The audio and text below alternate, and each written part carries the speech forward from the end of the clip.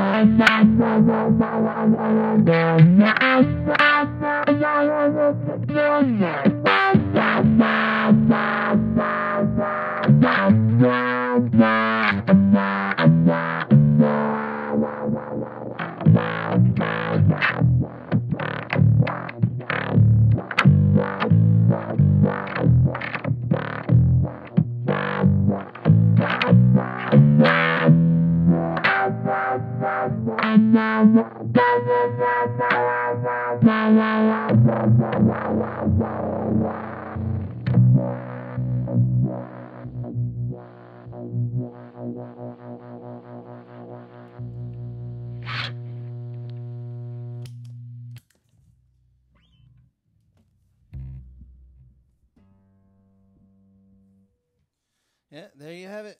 This thing is pretty wild. Be careful with the resonance, especially if you're putting dirt into it, because you get some peaks. But once you dial it in, it is super fun. And I don't even have the hang for it, so if you spend a few hours with it, I'm sure you'll be playing way better than that. All right, hope you guys enjoyed. Peace.